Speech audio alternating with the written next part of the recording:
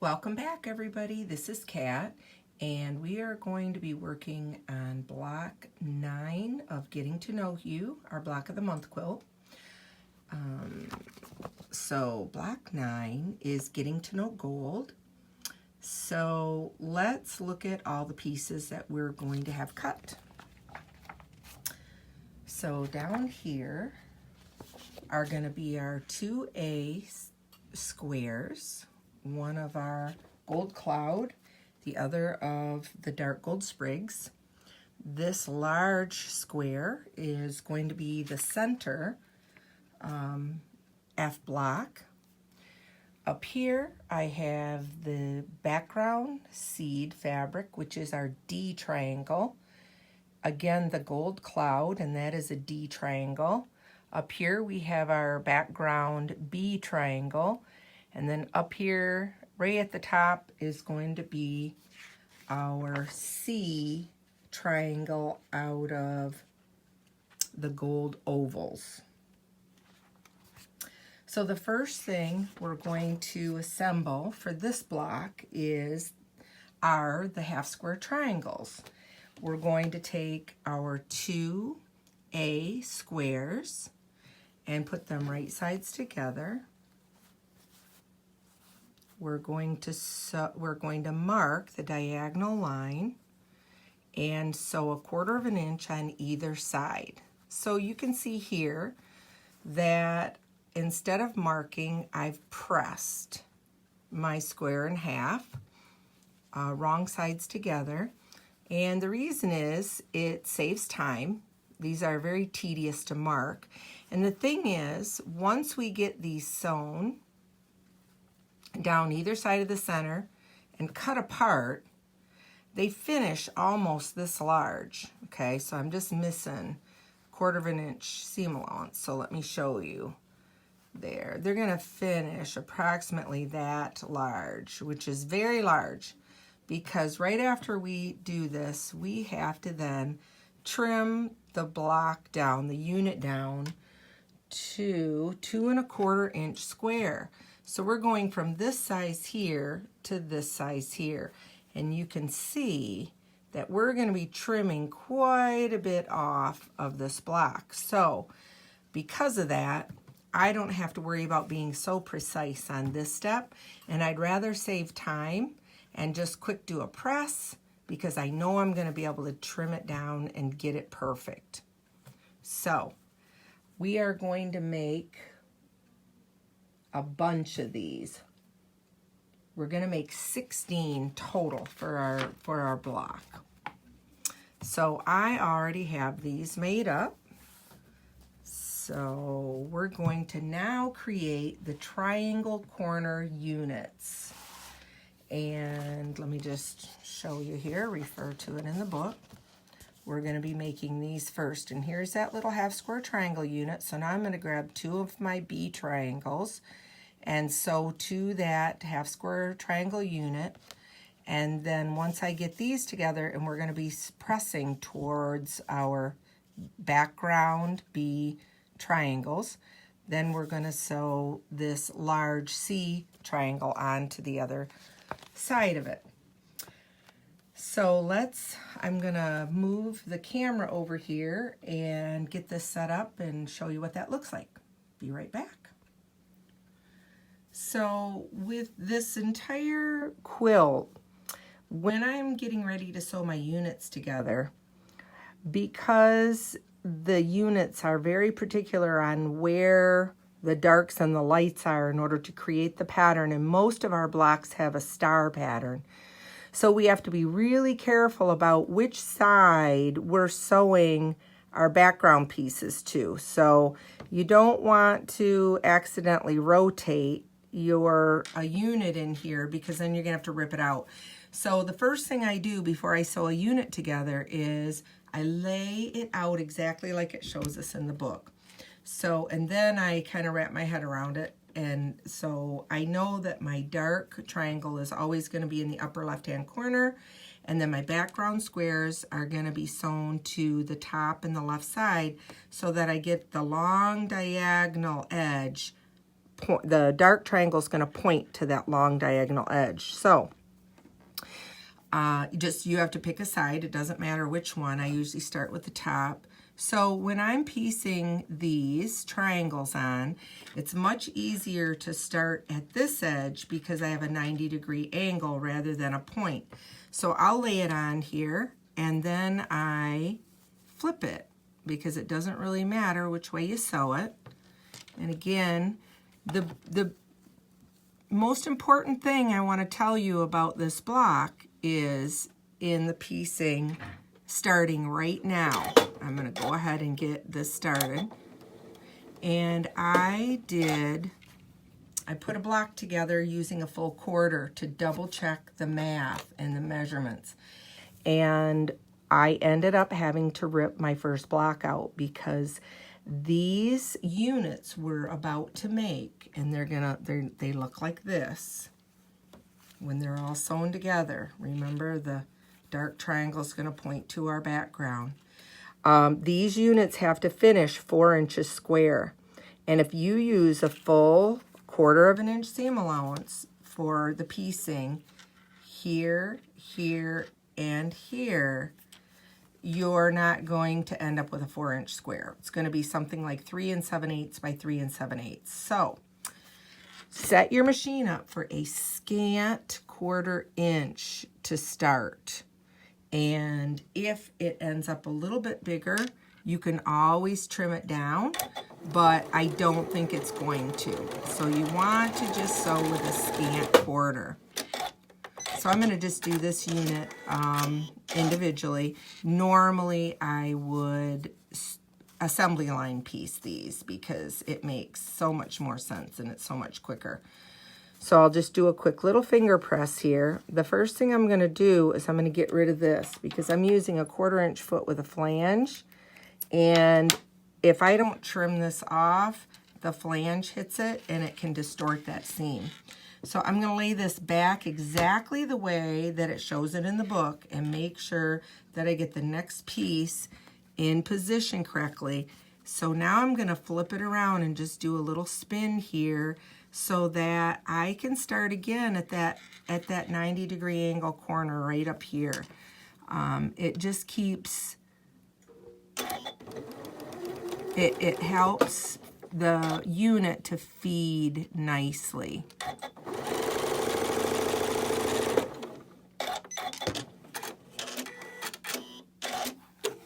Okay, I would go to the iron here, but I think I'm going to just do another quick finger press here. Then I like to trim this little guy off here too,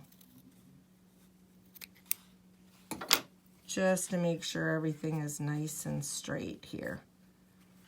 And if I had gone to press it, it would be perfect right there. There, that looks really nice. So now all we have to do is put our gold triangle on there like that. I like to sew with my pieced unit on top because I can kind of keep an eye on this intersection right here. Let me turn my light here a little bit. Where these two seams crisscross, this is not there. I don't want to sew beyond that little point, or I will sew my point off, the tip off my nice star. So when you are sewing these half square or triangle units together, if you have a problem with your needle pushing your fabric down in the hole, 2 things. Put in a new needle, could be dull. Secondly, you could have a needle that's a little too large. Drop down a needle size. Make sure you've got a Microtex and not a universal. Microtex needles are sharper and they'll penetrate the fabric without pushing it down into your throat plate.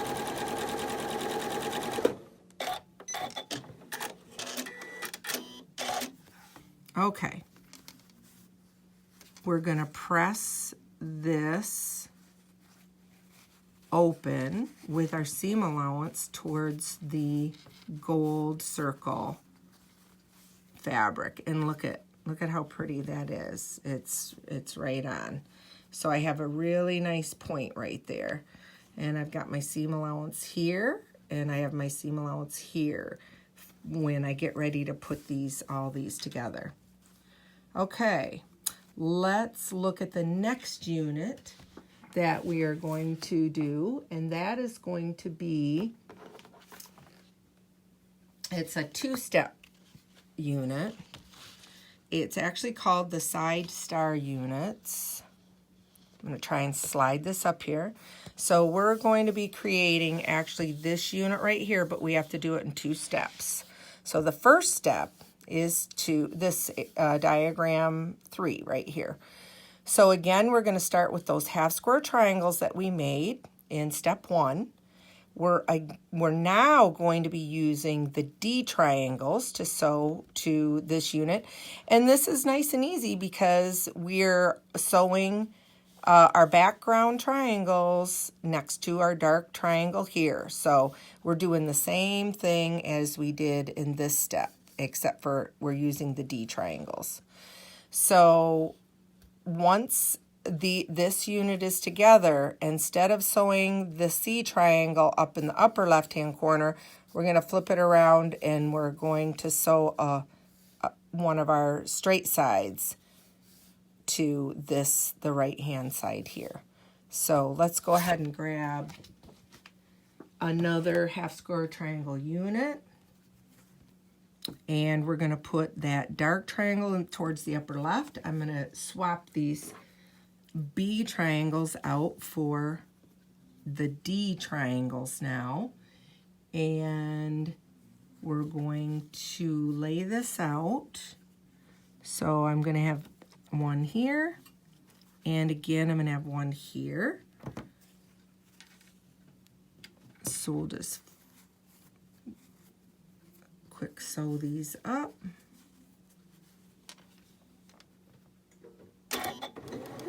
And again, we've already got our our scant quarter of an inch, excuse me, already set on our machine. It's really nice that we don't have to move that at all. We can just leave our settings right where they are. Again, I'm going to trim this little guy off here.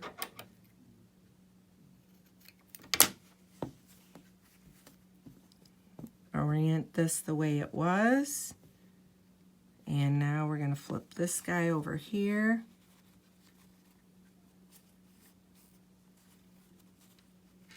You all should be getting really good at putting these blocks together, because even though they all look a little different and we're using different fabrics, we're making a lot of the same blocks, or the same units, excuse me. We're just kind of putting them together differently. And that came out really nice. I'm going to trim this down, even though we're not going to sew to that edge. So here's my unit. Now I'm going to get our gold triangle here, and it's going to go on this side, like that. So we'll flip this over. And again, I like to sew with my pieced unit on top. I'm going to line up the top. I'm not going to worry about this yet. I'm going to get this going here. Make sure that everything looks good up here. And then I can manipulate that. These triangles have a mind of their own. So we'll just hold it like that.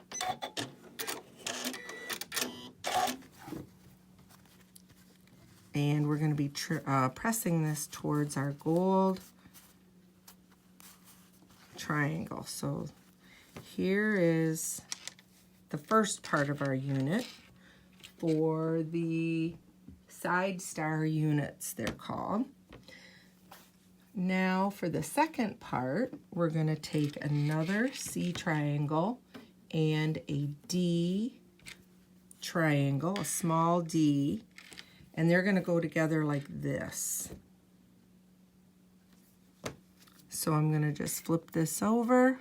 Again, we're going to sew from that 90-degree angle, corner.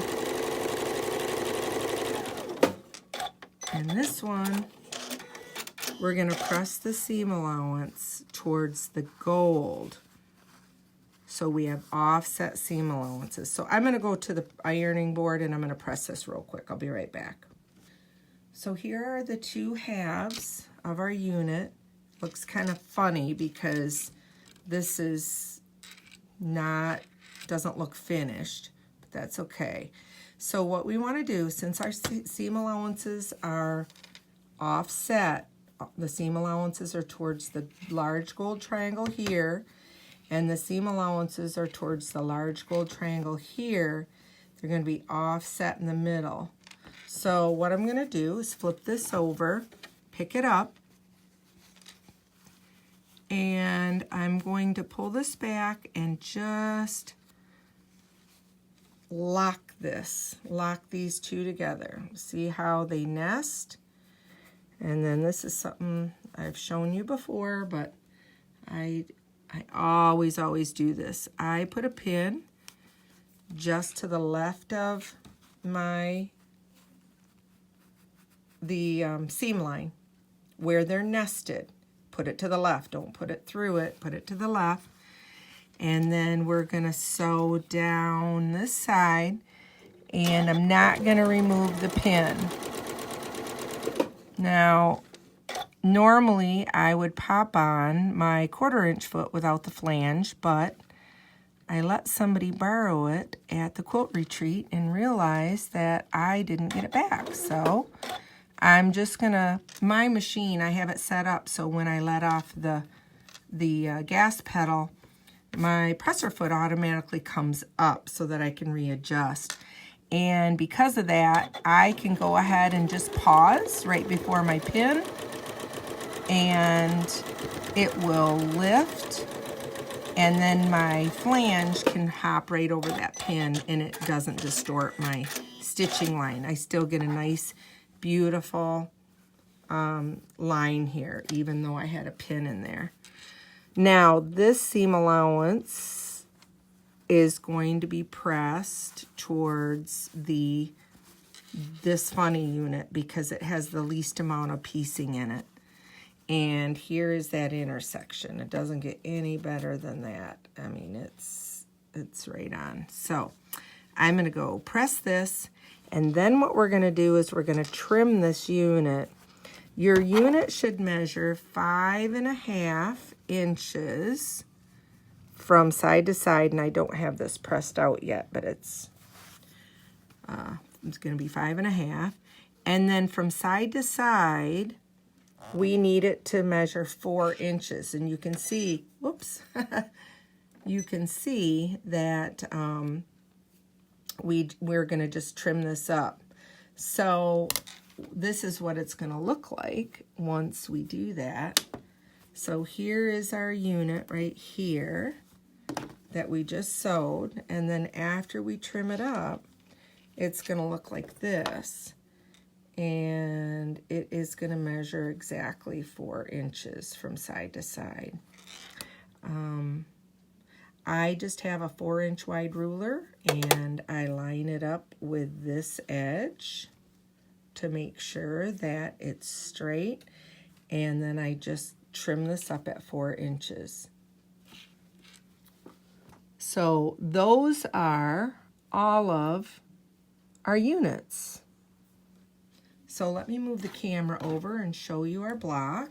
I've got it laid out over here. You can see it right there. I'm going to slide it forward. It's really pretty. I like this block. So I have our little frames going on here too, just so we can see it. I think you can see most of it there. So the book says it really doesn't matter if you sew it in columns, and I've said this before, or rows. Whatever you prefer. It really doesn't matter. You're going to have the same number of seams, and it's a symmetrical block, and it is square, so it really doesn't matter. It's just what you prefer. But no matter how you do it, and I'm going to do it into rows here. So however you do it, the center strip of your block, your seam allowances are going to be pressed towards this large square. So the bottom and the top, the seam allowances are going to be pressed out so that we can nest our seam allowances here and get perfect intersections right here. So I'm going to go ahead and sew my rows together, and I'll be right back. So I don't know if any of you noticed in that last segment, but after I got my rows sewn together and got them laid out, I noticed that I have 3 background triangles here and 1 gold or yellow cloud triangle.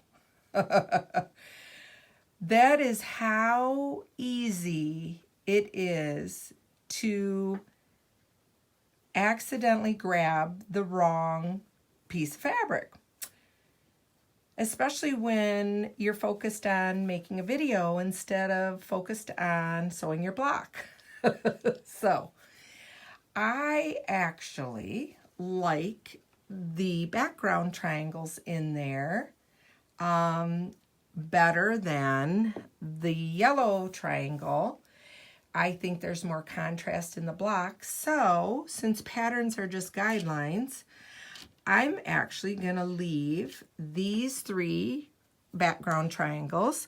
I'm going to replace that one with my background triangle and finish putting this together. Of course, I'm going to have to cut 4 more, I believe these are D triangles, in order to finish my other block. But the good news is I have approximately 1/2 yard left of this background seed fabric. So Nancy was very generous in calculating the yardage for this quilt, and I'm forever grateful for that. Although I'm not going to use all of it, but I do have some now that I can recut my triangles. So I'm going to leave it here. Just remember that when you sew your rows together, you have offset seams here, and use my pinning method, and you'll have perfect intersections. So I'm gonna go fix this, put my frames on, and I'll meet you back here for block 10, and that is going to be our applique block. I'm so excited to get that started, and I'll have that one up on YouTube hopefully very, very soon. So have fun with this one. I think you're going to love this block. It's beautiful, and it was pretty easy to put together. So happy quilting. Talk to you later.